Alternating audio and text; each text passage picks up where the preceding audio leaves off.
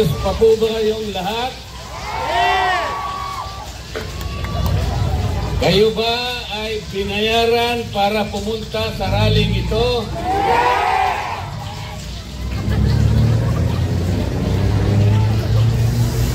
Maraming salamat po sa inyong lahat. Dahil sa inyo, masasabi ko sa gabing ito na sama-sama tayo na gumawa ng isang kasaysayan.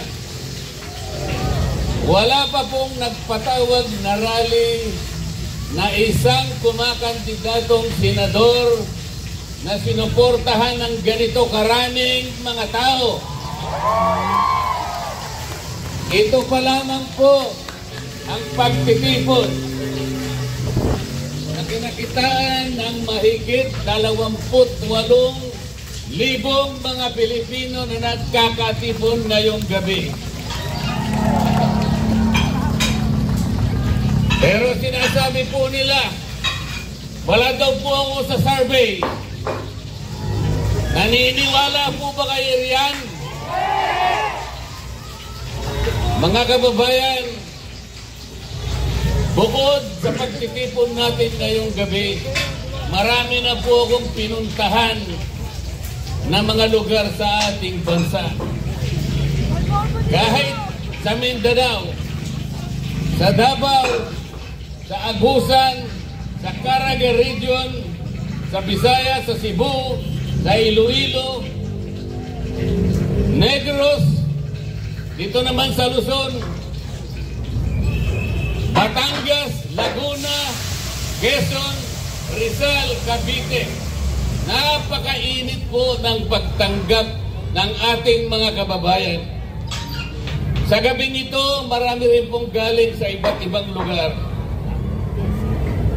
Hindi ko po alam kung paano ko kayo pasasalamatan. Ang tanging nalalaman ko lamang po, kayo'y nakikiayon upang gumawa tayo ng isang bagay para sa ating bansa. Napakahirap po ng kalagayan ng ating bansa ngayon. Ang presyo po ng pangunahing bilihin, halos hindi na po kayang abutin ng marami nating kababayan. Lalong-lalo na po yung presyo ng pagkain. Ang buong akala ko po, nung gumawa yung kongreso ng Quadcom, ang buong akala ko po, ay gagawin namin ang dapat namin gawin. Halimbawa, dahil sa problema at hamon sa ating bansa, akala ko ang uunahin namin kung paano natin ibababa ang presyo ng bilihin sa ating bansa. Sapagkat ito ang pangunahin na problema ng ating mga kababayan. Pero hindi po ganoon ang nangyari. Gumawa sila ng isang napakalaking komite, kung tawagin nila Quadcom. 4 na hiwa-hiwalay na komite na ginawa nilang isa para palakasin, para maging influential. Ang buong akala ko ay haharapin namin ang napakaraming hamon na kinakaharap ng ating bansa. Ang nangyari, hindi po ganun. Alam na po ninyo kung anong nangyari. Ang ginawa po nila ay pamumulitika sa ating bansa. Inuusig nila yung dating Pangulo ng ating Republika. Ang sabi ko po sa kanila, hindi po tayo ang dapat gumawa nito. Kung inaakala po natin na ang isang tao, maging yan ay managing presidente, kahit sino, kung naniniwala tayo na siya'y nagkasala sa batas, kailangan po nating dumaan sa mga patakaran ng ating batas. Dapat po pumunta kayo sa piskalya. Ang piskalya po ay bukas.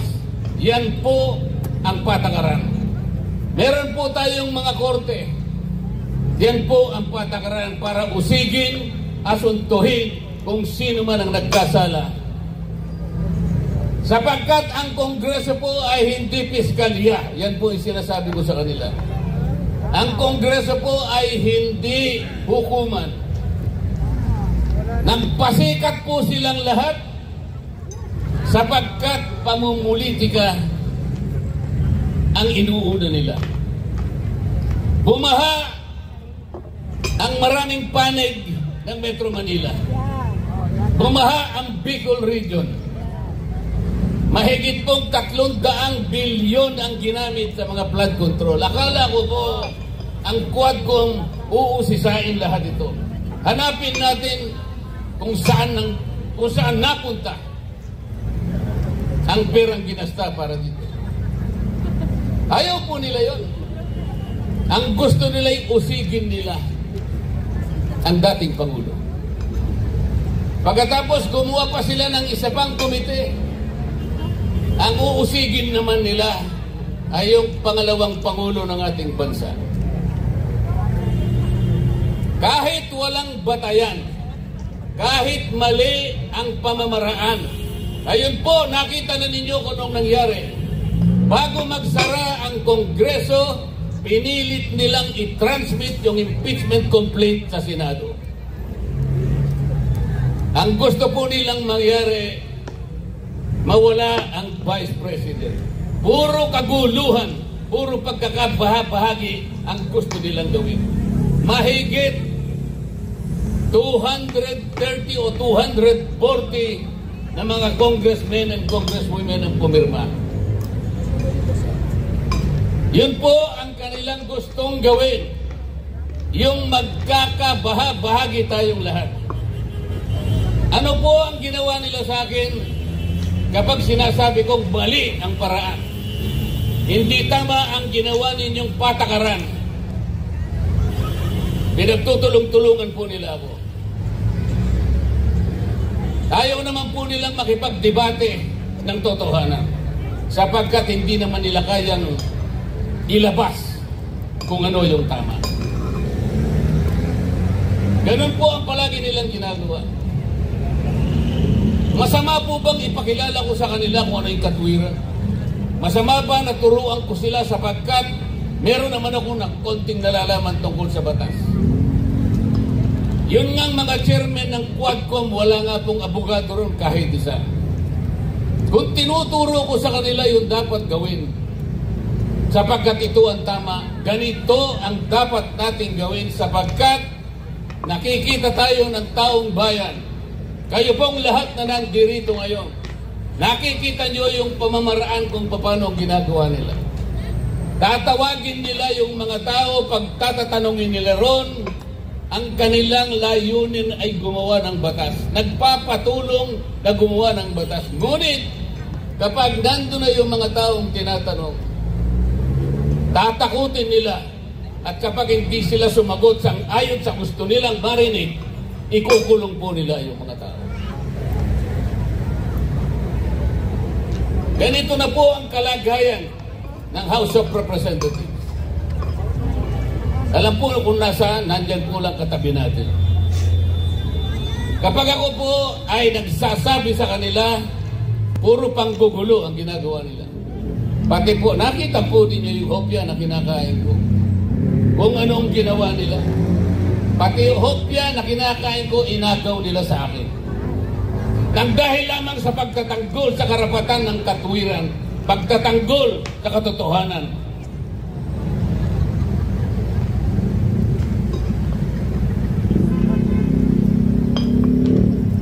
Saan po tayo pupunta? Saan po pupunta ang ating bansa? Tingnan po ninyo ang nangyari. Sinuri nila kunwari yung pagkakagasta ng confidential funds ng Vice President. Wala pong problema kung suriin natin kung paano nagasta ang pera ng bayan. Tama po lahat yun. Ngunit, ang kanila pong ginagawa ay labag na sa batas.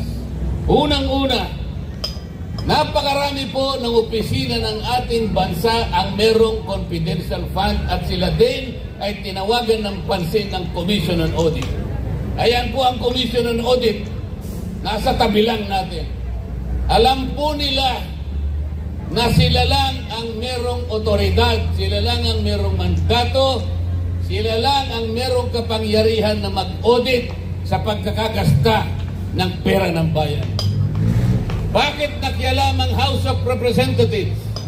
Yun po yung tanong ko sa kanila. Akala po nila ngayon may kinakampihan ako.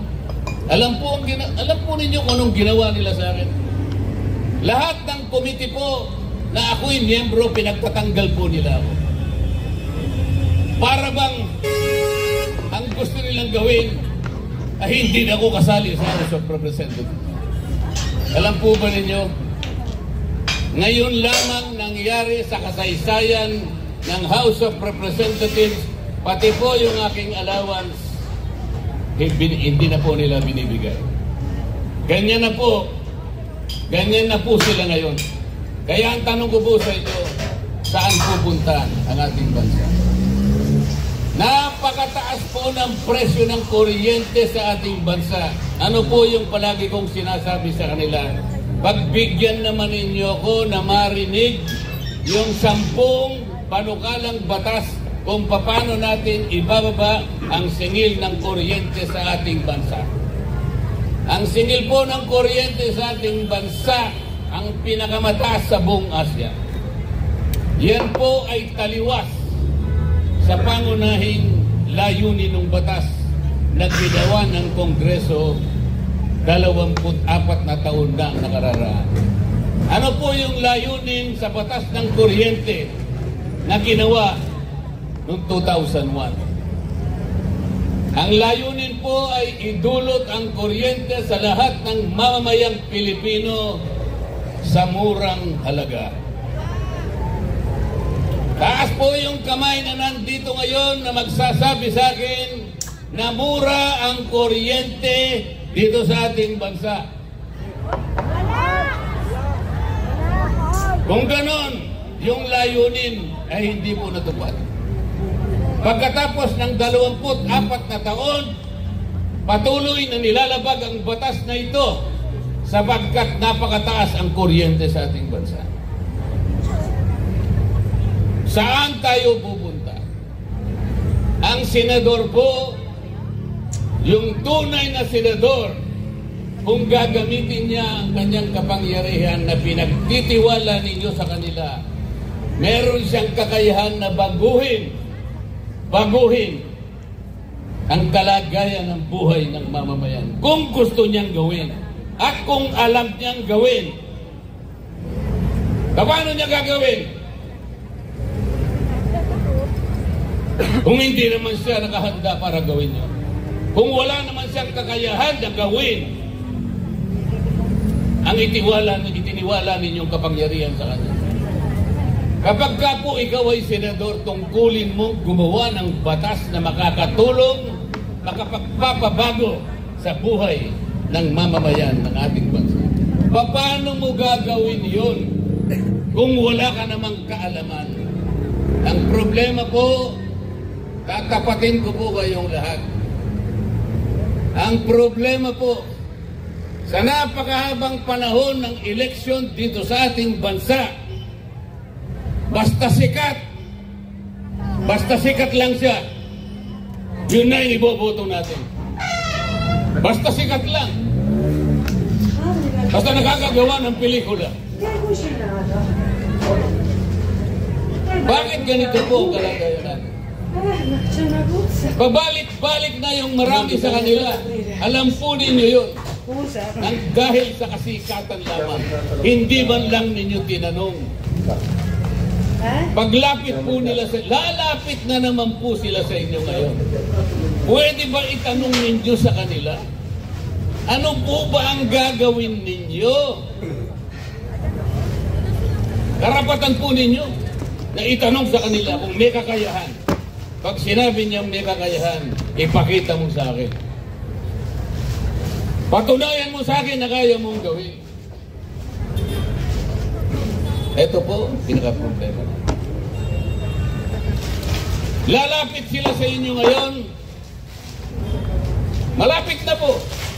Magsisimula po yung election period sa mga senador Pebrero 12.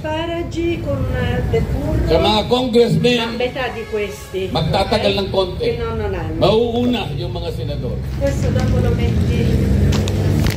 Lalapit sa inyo ang mga senador na yan nakakandidato at mga congressmen nakakandidato. May daladalang konting barya na sinasabi nilang tupad, akap.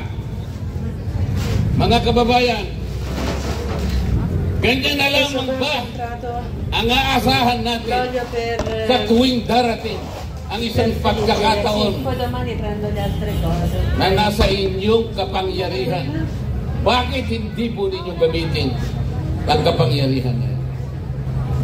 Ipagpapalit nyo po ba sa 5,000 piso ang kinabukasan ng ating bansa? Ipagpapalit ba ninyo sa 5,000 piso ang dignidad na taglay-taglay ng bawat isang mamamayang Pilipino? Pero kunin ninyo. Kasi pera ninyo yun. Kunin po ninyo, pero nakikiusap ako sa inyo, pagkakuha ninyo, huwag kayong magpapasalamat sa kanila sapagkat hindi nila pera yun. Hindi nila pera yun at kailanman hindi naging tungkulin ng isang congressman o isang kumakandidatong senador na siya mismo ang mag-aabot sa inyo.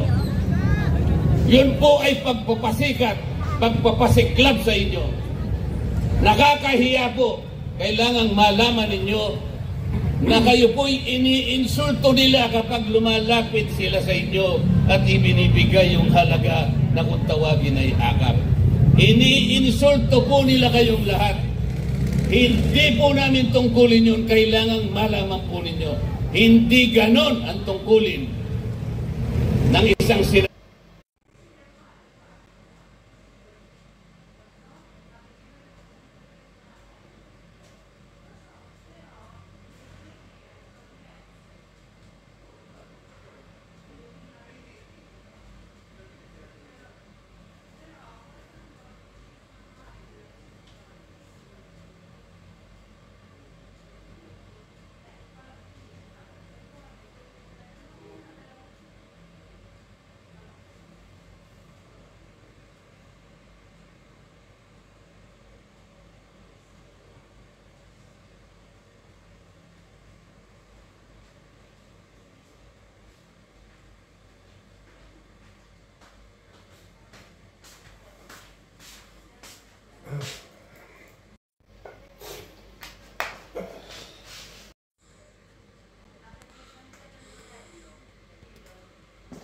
Isang congressman o congresswoman. Ang tungkulin po namin pare-pareho, kailangan buhayin natin, pasiglahin ang ekonomiya, ang kabuhayan ng ating bansa upang sa ganon magkaroon ng trabaho, dagdag na kita ang mamamayan.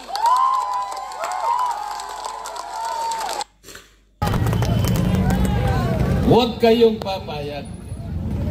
Huwag kayong papayag. Ang isang pamilyang Pilipino kahit mahirap, hindi niya gugustuhin na mananatili siyang mahirap. Ang isang Pilipino ay mayroong dignidad. Ayaw niya yung palagi na lang na binibigyan siya ng ayuda. Napipilitan lamang siyang kunin dahil sa pangangailangan. Sapagkat hindi ibinigay ang mga kondisyon para sa'y makapagtrabaho. May karangalan at dignidad ang Pilipino. Gusto niya pagdating ng tamang panahon, makahulagpos siya sa gapos ng kahirapan. Hindi siya papayag na ipamana sa kanyang pamilya ang kahirapan na matagal niya nang tinataglay. Huwag kayong papayag na manatili ang ganitong kalagayan. Piliin na po ninyo utang na loob. Nasa kamay po ninyo, nasa kamay po ninyo. Pumili na po kayo.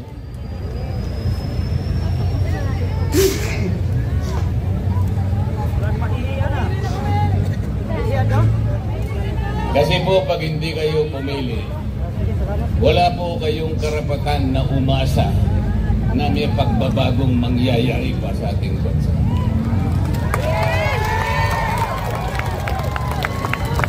Tulungan ninyo kung gumawa ng isang kasaysayan. Iguhit natin ang isang kasaysayan. Pangangako sa gabing ito, kung kinakailangan ay panumpain natin. Simula sa araw na ito, gumawa tayo ng magandang bagay hindi lang para sa sarili natin, kung hindi sa ating bansa, sa ating mga anak, at sa anak ng ating mga anak. Huwag na kayong pumayag na yan na naman. Sila na naman. Ilang beses na ba silang nakabalik? Bakit ganito pa rin ang kalagayan natin?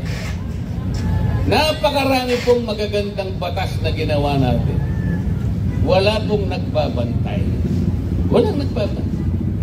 Ito pong batas ng kuryente, yung binabanggit ko sa inyo. Totoo po yung layunin.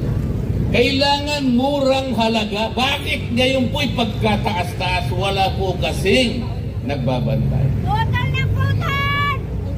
Ang totoo po, kung talagang gagawin lang nila ang mabuti.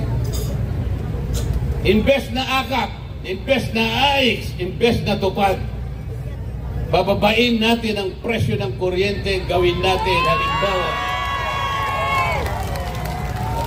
Tanggalin natin ang 12% VAT sa kuryente. Pagkatapos, yung dating buwis na nakukuha dyan, ang gawin na lang natin ay yung mga kababayan natin na nagbabayad ng kuryente sa isang buwan, 2,000 pababa. Kinakailangan ilibre na yun. Yun ang tunay na akap. Kesa magbayad ka ng buwis, kukurakutin lang. Eh bago nila kurakutin, ibigay na lang natin na libre from 2,000 pababa. Ibigay sa mga taong ganun ang consumption sa kuryente. Ang mabebenepisyo po nun pag ginawa natin, magagawa naman eh. Pag nagawa natin yon, 4.5 million Filipinos na mahihirap ang mabebenepisyohan. Katumbas ng 28 million Filipinos. Hindi yung pupunta sa inyo akap. Ano ba yung akap? Ayuda sa mga kapos ang kita. Paano po ninyo nalaman na sila lang ang kapos sa kita? Pumunta sa komunidad, umili lang ng mangilan-ngilan at binigyan ng akap. Lahat naman tayo kapos sa kita. Kahit ako. Bakit? Sa kagustuhan ko lang lahat ng tao sana na naghihirap, bibigyan ko lahat, ngunit hindi ko kaya. Sa mga kapit, kahit ako kapos sa kita. Pupunta sa isang komunidad, pipili lang ng iba, ng konti. Paano yung iba na hindi nabigyan? Tama bang patakaran ito? Pagkatapos pupunta sila sa inyo, ipakikilala na rin sa inyo na tinulungan kayo. Na para bang gusto nilang ipakilala sa inyo na galing sa bulsa nila yung perang ibinigay sa inyo. Huwag kayong palilin lang sa kanila. Ni huwag din yung titingnan. Mga salbahe yung mga yan. Bakit ko sinasabing salbahe? Iniinsulto nila kayo. Huwag kayong paiinsulto sa kanila. Ako ayokong manginsulto kahit kailan. Kaya nilalabanan ko sila. Kaya tingnan nyo yung ginawa nila sa akin. Mahigit na 300 na congressmen, ako na lang ang nagsasalita kung ano yung mali sa amin. Lahat sila ay pare-parehong may projects. Ngayon, pumirma silang lahat sa impeachment. Akala ba ninyo ay walang premyo yun? Napakalaki ng premyo, no?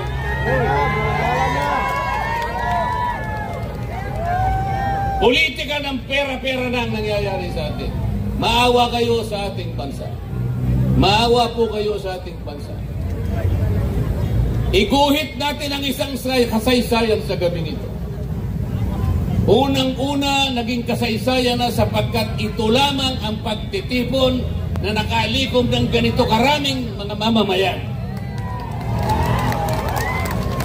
Wala pong nagbayad sa inyo, nagsakripisyo pa kayo, ang iba po'y namasahe pa, ang iba'y galing pa sa Visayas, ang galing pa sa Mindanao, iba.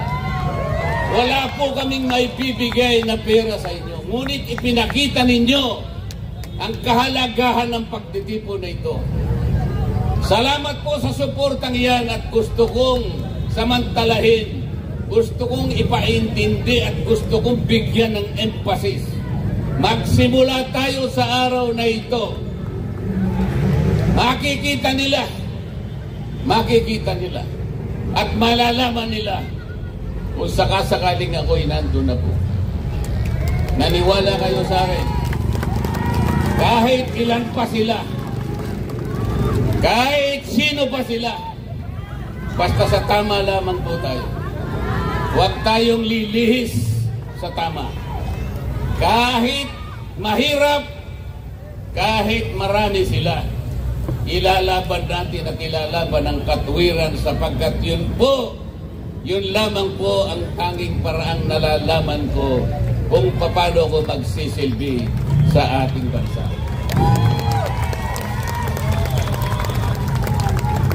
Bago po ako magtapos, gusto kong pag-isipan ninyo. Kilala ninyo ngayon kung sino yung